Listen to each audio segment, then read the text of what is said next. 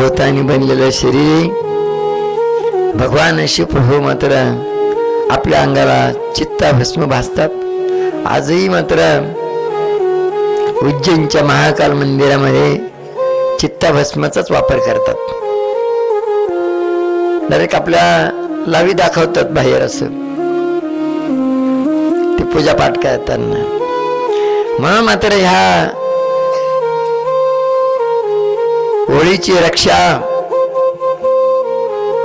आपण अशी थोडीशी टाईट मध्ये भरून आपल्या जवळ वापरली तर इडापिडा जाते। त्यानंतर विभूती म्हणून वापरली तरी इडापिडा जाते। आणि उद्याचा आणखीन मात्र धुलीवंदनचा प्रसंग आहे। आता पूर्वी पाहिलं पाहिजे रंगपंचमी सारखं मात्र ती धूळ सुपड्यामध्ये घेऊन मात्र ती फेकायची। हा नाही असं काहीतरी व्हायचं बा ते असं फेकायची धूळ, मग त्याच्या डोळ्यात गेलं का मग बसायचं त्यांनी चोळत।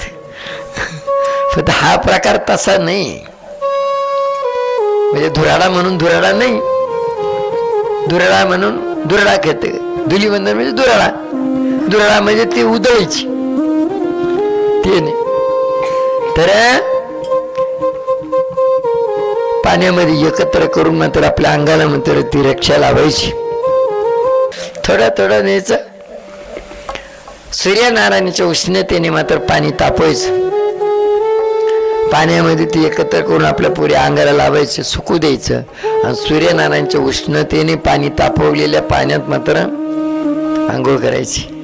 असं चुल्या बिल्यावरती गॅसवरती ते काय म्हणतात ते आणखी फाईबर काय म्हणतात ते पाणी सोडायचं ते हा हिटर हा कालती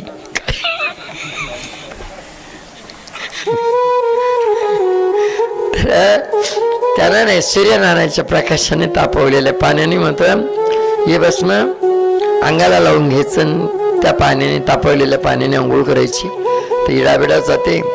तुम्ही साबण लावून चोळून म्हणून आंघोळ करणार त्याने नाही एवढं फ्रेश वाटणार, पण याने फ्रेश वाटेल उद्या पा